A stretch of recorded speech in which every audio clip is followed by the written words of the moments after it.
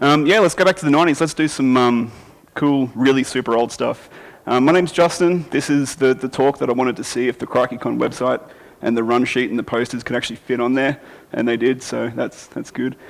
A bit about me. By day, I do product security and computer security incident response, bit of AppSec, bit of corporate stuff, bit of network stuff. By night, I take money from companies who run bug bounties, or at least try to. And today we're talking about stack-based buffer overflows, save return point override kind of stuff. Who here has done stack buffer overflows before? Quite a few, cool.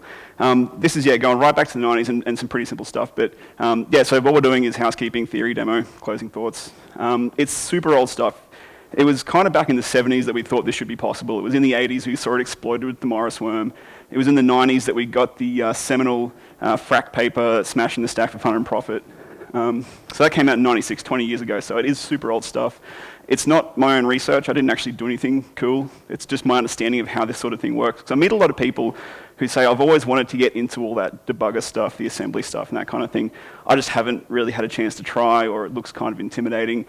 So I'm wanting to try and just demystify how the stack works, how the CPU works, how memory works, and how memory corruption bugs can be exploited, just to try and take some of the kind of scare out of it and say, hey, look, there's plenty of resources on the internet to just give it a go, pull down some old binaries and run through some tutorials. It's pretty achievable stuff because computers are deterministic. It's not, spooky black box where we don't know what's going on inside.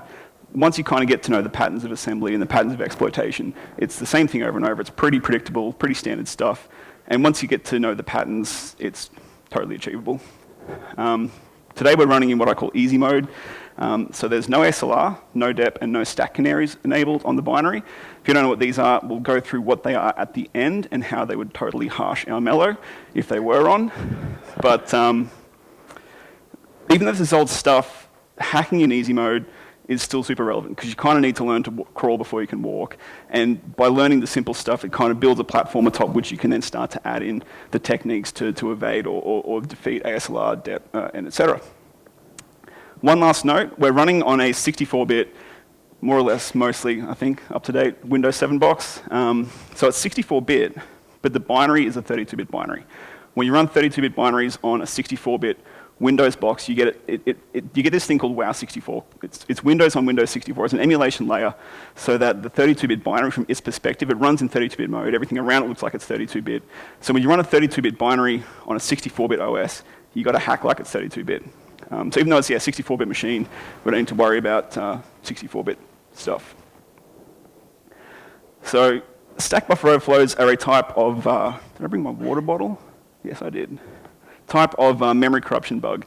And so the idea is there's a program that will take user-supplied or attacker-supplied data and work with it in memory. And if the user can supply some tricky data that the program wasn't designed to handle or handles poorly, the idea is you corrupt things in memory and then take advantage of that to take control of the program. So it's a type of memory corruption bug. And it's to do, there's a lot of different types of buffer overflows.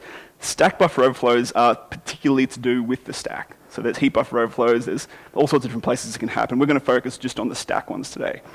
And in particular, there's a couple of ways you can exploit a stack-based buffer overflow. We're going to be focusing on what's called a save return pointer override. So it's a very particular type of a particular type of a particular type of memory corruption.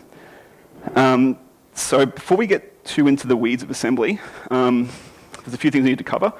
Registers. Registers are kind of like the variables of the CPU. They're little slots in 32-bit CPUs or in 32-bit mode. They're 32 bits wide. And they hold data. The CPU uses them to hold data temporarily, be it a pointer to something in memory, like I want to keep track of where that is, or a number it needs to add or divide or whatnot. So the first row here, EAX through EDX, ESI, EDI, they're mostly general-purpose-y kind of things. There's some conventions around how some of them are generally used. But for the most part, the CPU can use them as it needs to kind of keep stuff in memory or keep stuff in its register that it wants to remember for a short term. EBP and ESP, that first row we're not going to focus too much on today. We'll see them, but we're not going to worry about them. EBP and ESP are pretty important. They're to do with the stack, and so it's how the CPU keeps track of what the stack looks like, and we'll talk about what the stack is in a minute. EBP we don't worry too much about today either. You'll see him being used, but he's not too important. ESP is super important today. So ESP, what it does is it always tracks the top of the stack. And we'll talk about the stack in a second. But just keep in mind that the CPU will always use ESP to point to what's called the top of the stack. EIP is kind of like the teleprompter or name command. Whatever's in it, the CPU will go to and execute. It uses it to keep track of where it's at in executing the program, and it always points at the next assembly instruction that's going to be executed. So what we have to do is take control of EIP somehow and point it at something we control, and then bring some shellcode in and execute it, and away we go. So the stack is just a particular area of memory that's been reserved to function in a certain way. So it's not stored anywhere special, it's just in RAM. But there's kind of some semantics around how it tends to be used and how the CPU has some specific things, some specific instructions to use the stack in the way it does. So on the right-hand side, this is how we typically diagram and look at memory. And it can take a bit to get your head around the fact that it's laid out with the smaller parts of memory, the lower addresses at the top and the bigger ones at the bottom. So you've got to kind of tilt it this way to think of it linearly. So ESP always points, as I said, to the top of the stack. We'll just start ESP somewhere and run through disassembly. And as I said, EIP always points to what we're going to execute. So we're going to push the numbers 1 through 4 onto the stack. And you can see as we do it, ESP automatically, when it gets a push instruction, moves up in memory. It moves up towards lower addresses. So it's actually writing backwards if you think linearly. It's just the way the stack works. So we've pushed, the stack is kind of a last in, first out. You can kind of push plates to the top, and then you can pop plates off the top. You can look in the middle of the stack and access it directly, but when you're pushing and popping, it kind of goes up and then it goes back down. So when you're popping, we're going to pop what the ESP currently points to, number 4, into the register EBX on the lower left there. We're going to pop number 3 into EDX and so on and so forth. So you can see that as you move through, as you move forward, as you pop, ESP automatically jumps down to the next higher address as it peels stuff off the stack. And even though it's not important, you'll see that all the old stuff is actually kind of left hanging out here. The ESP moves to kind of say this is the new top of the stack, but this stuff will get overwritten when we get a new push come along, so it just kind of hangs out there and eventually gets overwritten. So that's pushing and popping. Yeah, as I said, it grows backwards linearly through memory. So if we were to actually get this and represent it linearly, we'd get the number 4, 3, 2, 1. So even though we pushed the number 1 first, it's actually towards the end of memory and the 4's towards the beginning. One more trap is Intel is what's called Little Endian architecture. So things like numbers and pointers get put backwards, so the bytes actually get reversed. So this here, 00000004, comes out as 04. 000000. Numbers and pointers do that. Strings and code go front to back just to keep things interesting. So that's cool. That's how the stack works. But why is the stack used and what's it used for? So it's used during the execution of a compiled program to keep track of what's called stack frames, and stack frames are owned by functions. So as you call different functions, as the program executes different functions as it goes, the stack will grow up to include 2 things. First of all, the data, the local variables of each function get put into the stack. The second thing it gets used to keep track of is some bookkeeping and some accounting information and some control flow information. Namely things like when you're about to call one function, it's kind of like, okay, I'm going to go and execute this, but when I'm done, I want to come back to here. So the CPU will push what's called the return address, we'll see it in a second, to the stack as a bit of a kind of a bookmark. I've got to come back to here later on. So for example, some pseudo C code and some pseudo assembly. What we're going to do is step through this in the assembly version. And all it is you've got the main function, because execution with C programs starts with the main function. It's going to execute, or it's going to call the foo function, and the foo is just going to have this local variable, just a character string, and then it's going to fill it with A. I didn't want to write that code. And then when it returns, we expect this return to cause execution to actually finish off the rest of main, which is just throw it a bugger breakpoint. So it's kind of, when you call a function, the CPU needs to go to and come back later on. And this is how it achieves it. When EIP is pointing to a call instruction and that call instruction gets executed, 2 things happen. First of all, EIP Screensavers are hard. There we go. The first thing that's going to happen is EIP is going to get updated and point to the new place it's going to, and it's going to then execute that. But the second thing that a call will do is it will push the address of the next instruction, in this case 0005, onto the stack to kind of go, I'll remember this, I've got to come back to it later. So if we step, then we see EIP jumps down a bit, and the return address, 0005, gets saved to the stack as what's called the save return pointer, and this will get used later on to know where to go back to. So then, this is the foo function here. Push EBP, move ESP, or EBP-SP, is what's known as the function prologue. It's a little stack dance that we don't worry too much about today. So we'll just step over that. You'll see that the EBP arrow moved around, the ESP arrow moved up because we pushed this new thing to the stack, but we won't worry too much about what it is. The next thing that functions do is they subtract a value from the ESP register. And because when ESP goes this way, it gets smaller, the effect of just directly subtracting 16 or 0x10 from the register is that ESP is going to just jump up. And it creates this little gap here on the stack. So this whole thing here is called the stack frame. It's the stack frame that belongs to foo. And if foo was then to call other functions, you'd see more stack frames kind of grow this way. So this space here is what's used for the local variable, in this case, that char my string. The space that gets created by this hole is for that string. So if we were to just fill it with A, whoop, that skipped too many. Fill it with A, we'll see a whole bunch of A's appear, terminated by a null byte, right before all this kind of stuff, all the saved bookkeeping information. And then towards the end of the function, what we do is we pull ESP back down to where EBP is. We pop the saved EBP. That's not too important today, but this is the important bit. When we return, ESP, whatever ESP points to, this pointer here, because that's what we pushed to the stack when we did the call, that's where we're going to go back to.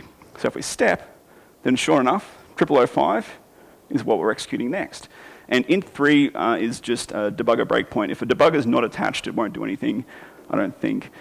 But don't leave them in your exploits because they can cause trouble if they butt up against shellcode. The int3, if there's no debugger attached, does nothing. If there is a debugger attached, it just causes the debugger to go, I'm going to pause the program now. So if the debugger was attached, it would break the execution. So if we were to lay this out end-to-end in memory, then what we see first of all is the string of A's. 0x41 is capital A ASCII. We'll see all the A's, and then we'll see this saved EBP, which we don't care too much about today. But then we see this is the save return pointer. So the idea of a stack-based buffer overflow save return pointer overwrite is what if these A's, what if the attacker could control how many A's got written to that local variable, written to the stack, and could overwrite the saved EBP, that's, yeah, whatever. But if you could overwrite the save return pointer, then when that return came around, you could actually specify the address that the function will return to. And that's how you get control of EIP.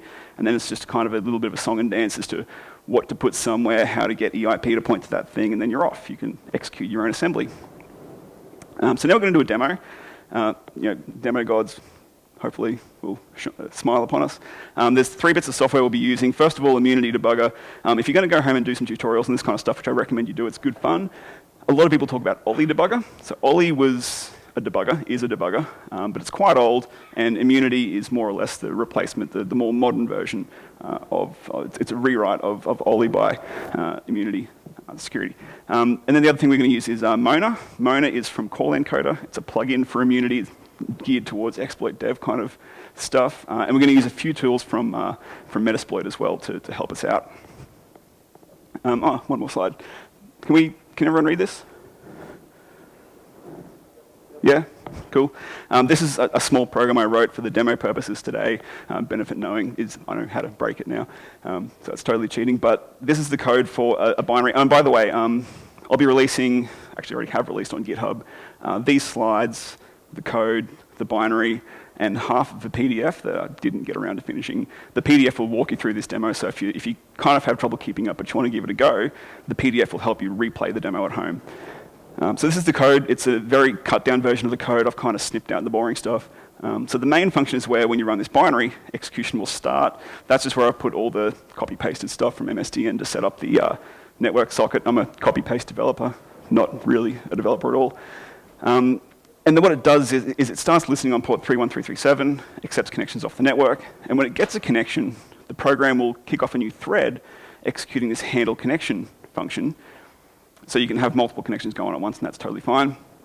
Handle connection, what it does is it reads off the wire, and for each line that it gets sent, it sends that line and the client socket handle to this do-response function, and this do-response function is where the fun happens. So what do-response is going to do is it's going to reserve a 128 character buffer on the stack, and then it's going to sprintf into that response buffer. So what sprintf does is it's going to take this hello %s bang bang bang string, and it's going to put the client's name instead of the %s with the line that you sent, and then it's going to store that resulting string in this buffer. This is where we have the opportunity to send a whole ton of A's down the wire and see what happens, and then it just spits it back over the network. And then the function returns, and so when it returns, normally you'd expect execution to come back up to right after this do-response call, unless you've managed to sprintf something else into response and have it overwrite the safe return pointer, and away we go. Let's see how we go.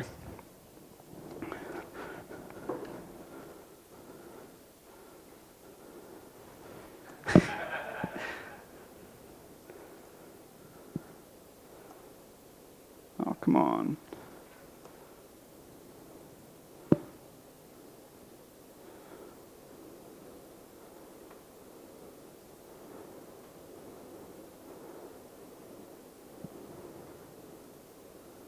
My machine is not popping a shell. That's incredibly concerning.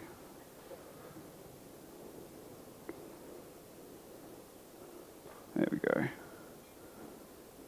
Ah, full screen. That'll do it. We've got 4 shells now.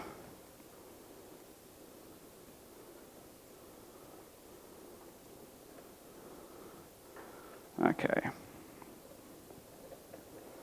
So we'll launch Immunity Debugger, and inside Immunity, we'll load the compiled version with no SLR, no dep, none of the hard stuff, into the debugger. So this is Immunity. We can all read that. Yeah, nice big text mode. It's kind of hard to fit it all on the screen.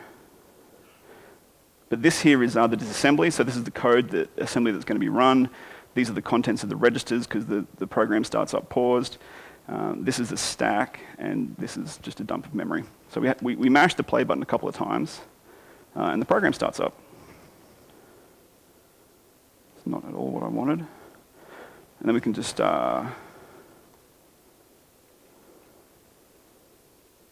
we can connect using Netcat. This is my host machine. This is a VM, and we can send CrikeyCon.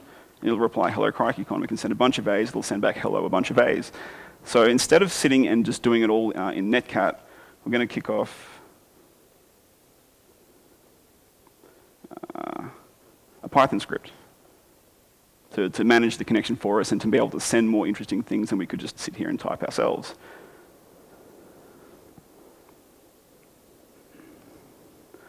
So the first thing we do is we connect to the remote host.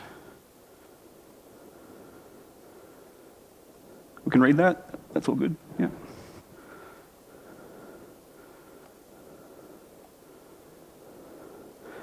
So we connect.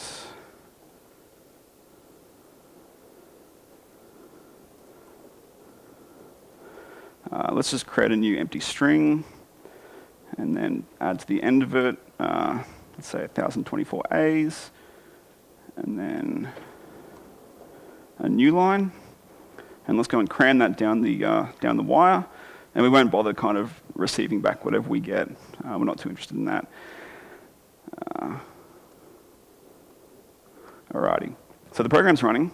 If we were to run this script, what we see is the debugger says down the bottom, it's cutting it off. We get an access violation when executing 41414141. So now 41414141, when you're breaking stuff, is always good to see. It's the hex code for AAAA, or the ASCII for AAAA. So what we managed to do is the good thing about these is you can generally exploit them by feel as well. The PDF goes into digging into the binary and having a look at the exact instructions and what's going on and stepping through it. But we know that based on the idea, if you just trust me, based on the idea of local variables, the stack, if we write a ton of A's, it'll overwrite that safe return pointer, and then eventually when a return gets hit, it'll go to whatever kind of creamed that 4-byte area in the stack. Immunity is telling us that the program crashed because it tried to execute for one, and there's nothing there to execute, which is good because it means that, yeah, does that make sense that we smashed that safe return pointer, it tried to go there and it crashed? Cool. So what we need to do next is we need to think about exactly which 4 bytes of that 1024 A's are what ended up overriding the safe return pointer and ending up inside EIP. It's not at all what I wanted. So there's a tool that comes with Metasploit we can use to find this out. Either we could kind of sit here in the stack and count them all, but Metasploit comes with a tool called pattern create. And what it does is takes one argument, takes an argument of how many characters of a string you want it to build, and it spits this back. This kind of non-repeating pattern of ASCII characters, and no 4 character string in this sequence in this string is the same. So based on what ends up in EIP, we should be able to kind of figure out how far into this string it was if we send this instead of the A's. So instead of the A's, we'll go and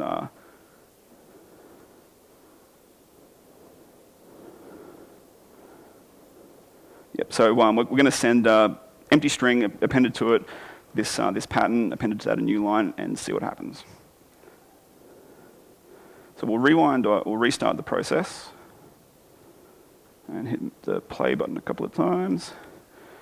And running this script, we get a different crash. We get EIP not having for one anymore, but instead 39654138. And so what we could do is we could, there's a tool called pattern offset, which you could kind of give it that number. It'll tell you, oh, that string happens to be so far into the sequence. But Mona gives us a really nice little feature called find MSP. It stands for find Metasploit pattern. And what it's going to do is it's going to search memory for all instances of what look like that cyclic pattern and tell you about what it saw. And it gives you a whole bunch of info, which is interesting for certain cases, but we're really looking for this. It figured out that EIP contained a subset of that pattern at offset 146, so that we know that it's actually 146 characters into that buffer that we end up overriding the save return pointer. It also tells us that ESP points at offset 150, which is right after the save return pointer, which makes a lot of sense, and this is a pretty common pattern, because when a return gets done, ESP, kind of slides down to the next biggest address on the stack. So it makes sense that ESP just so happens to point right after that interesting save return pointer. And we're going to end up using this as well in our exploit. So based on this offset of 146, we'll touch up our exploit to test it out. So instead of the Metasploit pattern, we'll send 146 A's, B, and so we expect that this is the save return pointer overwrite, and it'll go into EIP. Let's send like CCCC, and we think that ESP points here. We'll see, buff plus equals, and we'll send enough D's to take this buffer out to the total length of our original buffer. It's just a good habit to kind of keep the total buffer length consistent. So we'll just subtract the length of buffer so far, and rewind the process, and send it off. Nope, we'll hit the play button, and send it off. Cool. So this time, instead of a crash on 41414141, we get it on 42424242, which shows that we've accurately managed to overwrite that save return pointer, and now we can kind of put what we want to put there, and the CPU will go off and try to execute what's at that address. Furthermore, we see that ESP does indeed point to our 4 C's followed by a bunch of D's, so it's also confirmed that fact. So now the next step generally is to think about what's called bad characters, because so far we've been sending readable ASCII strings, but we haven't been sending anything interesting. If we want to start sending assembly that is going to end up executing, we want to make sure that those characters that we want to use as part of that assembly are valid and legal in terms of what the program accepts, because there's some programs that won't let you send certain things over the network, or when you send certain characters, it might truncate your string, corrupt your string, it might substitute one thing for another. There's an iterative process you can go through for finding these characters. I don't have time to sit here and iterate through it today, but it's in the. I think it's something that's a to-do in the PDF, which I'll do this week. So the process would be to send all the characters, 0x00 through 0xFF, and kind of try to find out which ones the program doesn't like getting. But I can tell you that for this program, the null byte 0x00 is going to be definitely bad. A lot of string-based buffer overflows, 0x00 will be a bad character. You can't send that because that's the string terminator for C programs. If you send that, then the rest of your buffer kind of won't make it through to where you want to be. The other character that we couldn't send in this payload is a new line, 0x and 0a, because that's what kind of delimits the commands you're sending to the server. And if you send that, it'll chop your payload in half and process them separately, and the bug won't trigger properly. So skipping the process, we know that those two characters are definitely bad, and that's actually the only bad characters for this binary. What am I doing? It's not what I wanted. So we'll just have to keep in mind that as we progress, we can't use those two characters. The next step is going to be thinking of somewhere to put some shellcode or some assembly, some malicious assembly in memory that we want to get executed. Where are we going to put it? Where are we going to put it in our payload? Where will it go into memory? And how are we going to get EIP to point to it, to execute it? So with this kind of pattern of exploitation, generally the easiest thing to do is to put the shellcode at the place at which ESP will point to at the time you get control. So right after the save return pointer. And into the save return pointer overwrite slot, you could put the address of the stack. ASLR, ignoring it. The thing is with the stack, it tends to be much more variable than something else, which is the binary contents in memory of the original program. For example, this is a threaded application. If you were to connect twice, you've got two different stacks in two different areas of memory, you might not know which one you're on, so you might not be able to predict what the direct stack address of your shellcode is. But if you could predict it, you could just go and put that address in directly. Actually, no, you couldn't. There's null bytes, so you can't even do that. Instead, the idea generally is to find a trampoline that's part of the original binary code, part of the original assembly. So if we were to find somewhere inside the program itself, which we know is in memory, and because there's no ASLR, we know where it's going to be, if we could find the byte sequence for jump ESP, get EIP to point towards that, execute it, it'll cause EIP to jump to the address that's in ESP. So did I say jump ESP? Yeah, find a jump ESP, overwrite the save return pointer with the address of that jump ESP, EIP will go there and bounce back and execute the stack. So again, Mona gives us a function to find this. From the crashed state of the binary, bang Mona, jump to the register ESP with the bad characters 00 and 0A. Let's tab across to that. And Mona tells us that it found two pointers. These both look good, there's no bad characters in them, and these are memory addresses of jump ESPs inside the original program. Put a right click on one of them and follow in disassembler, then sure enough, there's a jump ESP there. So if we execute this, then execution will bounce back to the stack and execute that instead. So what we'll do, I really should rebind that key. Instead of BBBB being our save return pointer overwrite, we'll put this address backwards because little endian and stuff just to make life interesting. So it's going to be hex C3, hex 14, hex 04, hex 08.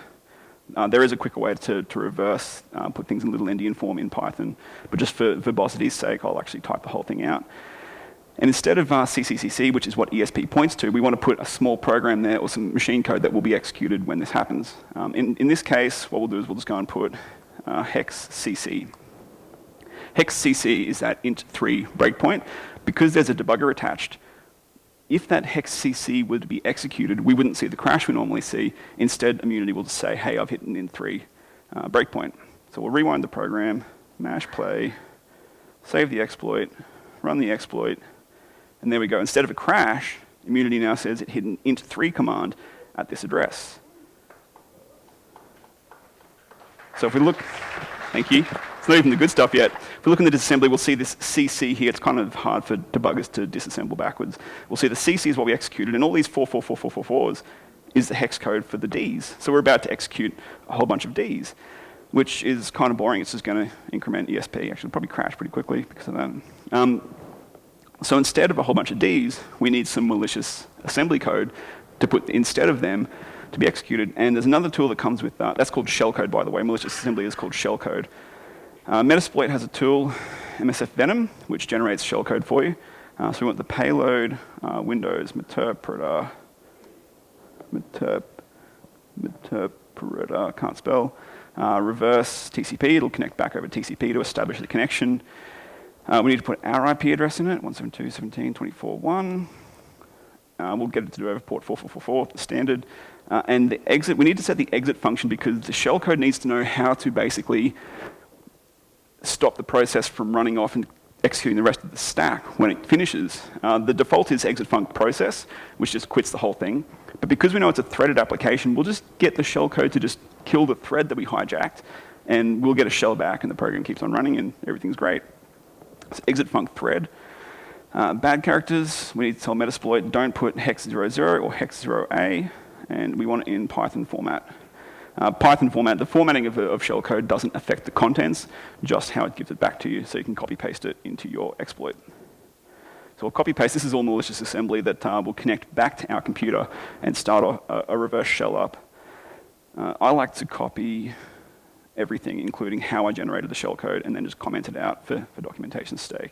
So up here, before the socket got created, we'll paste that in. We'll comment out this here. And because I like to call my exploit payload buff, Metasploit also likes to use the word buff. So we'll just do a search and replace to get rid of that. I'll call it sc meterp. So now the shellcode is this string called scmeterp. So this is malicious assembly. When it gets executed, we'll get a connection back. So instead of the int3 breakpoint, buff plus equals shellcode meterp. So what we're going to be sending over the wire is 146 A's. That's just the padding to take our payload out to the length before the save return pointer overwrite. We'll smash the save return pointer with the address of a jump ESP.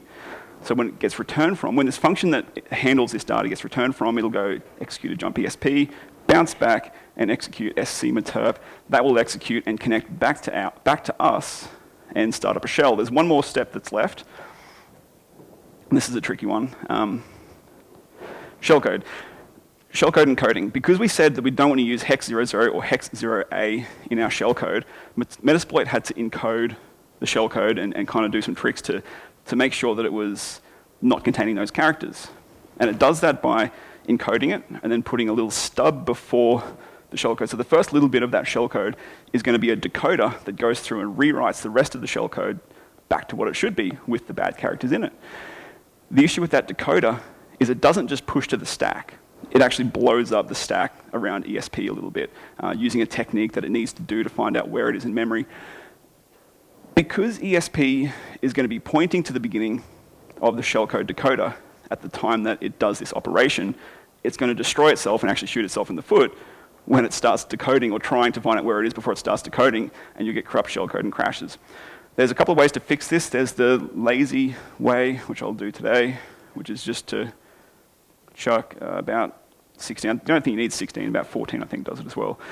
16 NOPs, so hex 90 is the how am I going for time, by the way? 5 minutes, okay. Hex 90 is the assembly code for NOP, which is just do nothing, and so the CPU is going to execute 16 do nothings. But the effect of that is that ESP will point to those 90s, they'll get executed. ESP will still point to the beginning of them. Then the shellcode, when it executes, just blows up some useless NOPs, and we don't really care. There's a much cleaner way of fixing this up, and it will be in the PDF when I bother finishing it off. One last step. We need to start up a Metasploit interpreter listener, because when it connects back, it kind of needs to feed more brains to the payload, the process being exploited. So we'll start MSF console, can't spell.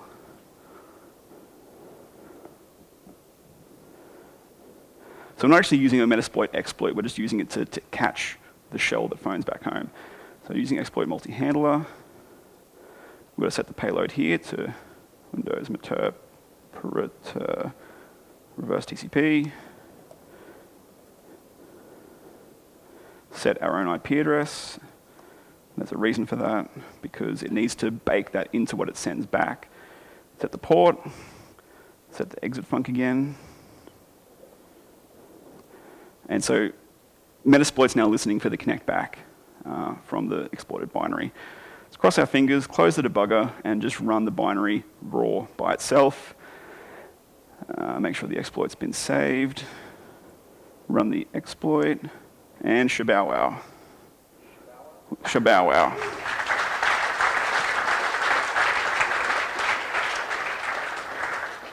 So now you've got the binary that you exploited, it's phoned home back to you, giving you a Meterpreter shell. Meterpreter gives you cool stuff like upload file, download file, do all sorts of crazy stuff. You can just drop to a command shell from there and poke around the system and cause trouble.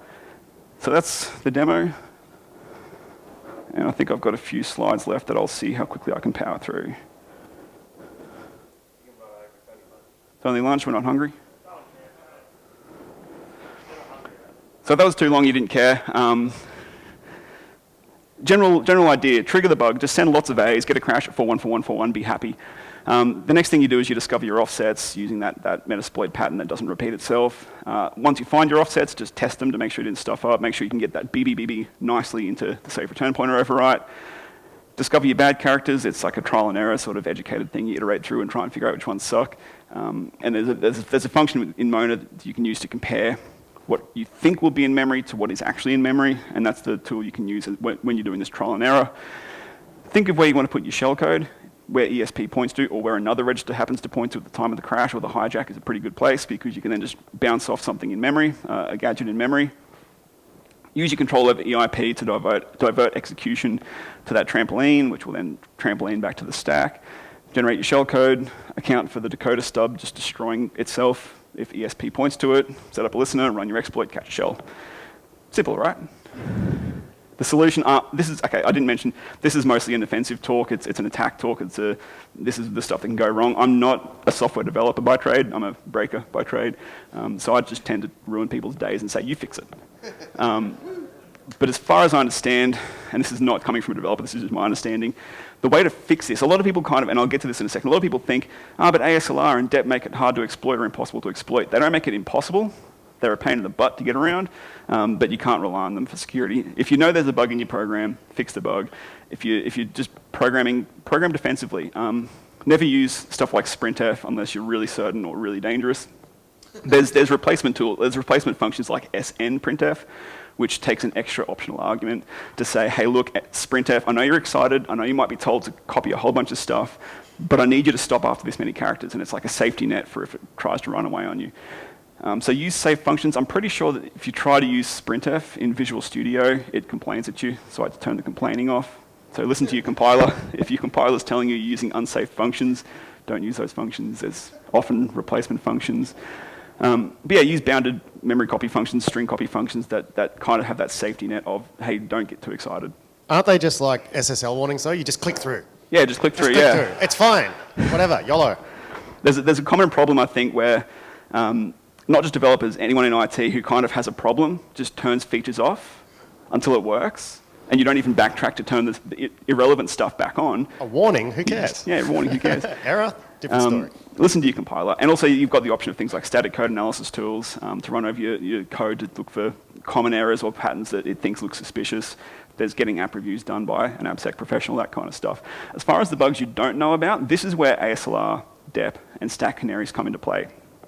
So ASLR, DEP, stack canaries, they're compile time and or runtime mitigations against these kind of errors from actually getting exploited. It tries its best. What ASLR does is every time the program or the DLL or whatever that's compiled with ASLR gets loaded into memory, it gets put at a random location. So what that would have done to us today, it would have made it impossible to predict the location of that jump ESP trampoline. Also, the stack will then randomly move as well, so it makes it impossible to predict pointers that you can use to bounce off of or whatnot. DEP and NX They're the same thing, just different words. What they do is they basically are a way of telling the CPU, I know you're really keen on executing whatever EIP points at, but I'm going to mark certain areas of memory as being executable or not. And if you ever get tempted to, I don't know how it's going to happen, but if someone manages to stick something in EIP that points to a non-executable area of memory, I know you'd like to do your job, but just crash. It's not worth it. So NX is a way of saying, hey, look, this sort of stuff, this area of memory, I don't want getting executed. Stack canaries is another thing that would have stopped us today. Oh, and yeah, NX would have stopped us from executing that shellcode on the stack because the stacks would have been marked as not executable. Stack canaries, little 32-bit, I think they're 32-bit, tokens that get put at the end of stack frames between the local variables and that bookkeeping information. At the beginning of the function, a per invocation of the program random value gets slotted in between the local variable space and that bookkeeping space. At the end of the function, before the return gets done, that canary gets checked to see if it has changed between the beginning and the end. If it has, it means that something has overwritten it and possibly overwritten stuff behind it, so the program just crashes as a personal safety kind of activity. If you want to learn more about this, and it's a lot of fun, I love it, do call-in coders tutorials. They're brilliant. They're Windows exploitation. They're using Immunity. They're using Mona. Just search Google for call-in tutorial part 1. They're on the call-in coder, on the call-in team blog. They're really good tutorials. There's like 10 or 11 of them that actually do take you from the simple stuff like today through to starting to defeat things like ASLR and DEP and doing all sorts of cool stuff. Great tutorials. Any questions?